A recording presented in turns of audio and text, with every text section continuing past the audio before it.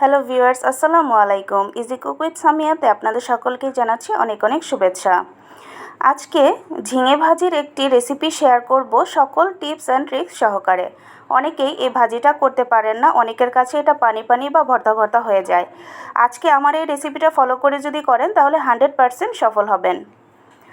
তো আমি প্রথমেই ঝিঙেগুলোকে খোসা ছাড়িয়ে একটু গোল গোল মোটা মোটা করে কেটে নিয়েছি। খুব বেশি মোটাও করিনি, আবার একদম পাতলাও করিনি।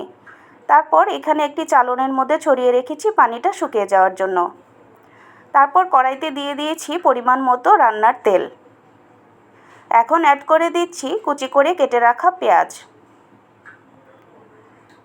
এখন পেঁয়াজটাকে 1 থেকে 1.5 মিনিটের মতো ভেজে নেব। তারপর এখানে দিয়ে দিব ফালি করে কেটে রাখা কাঁচামরিচ।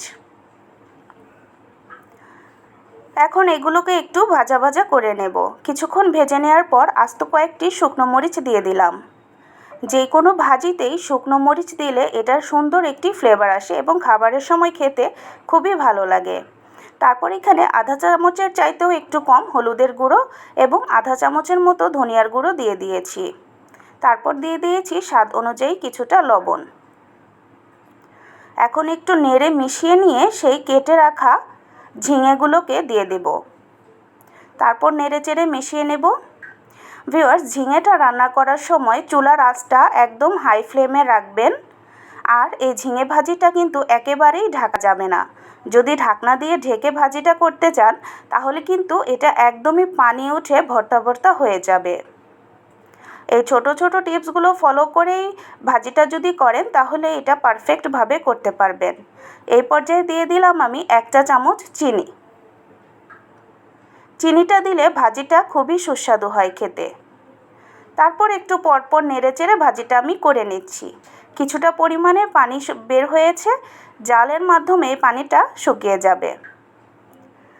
তো নাড়তে নাড়তে আমার ভাজিটা কিন্তু প্রায় শেষের দিকে হয়ে আসছে। ভিউয়ার্স, অনেকেই কিন্তু এই ঝিঙে ভাজিটা করার সময় লবণ দিয়ে মাখিয়ে রাখেন বা লবণ দিয়ে চিপড়ে নেন। এতে করে হয় কি, ঝিঙে তো পানি জাতীয় সবজি, তাই প্রচুর পরিমাণে পানি ওঠে এবং ভর্তা ভর্তা হয়ে যায়। এই কাজটা কখনোই করবেন না।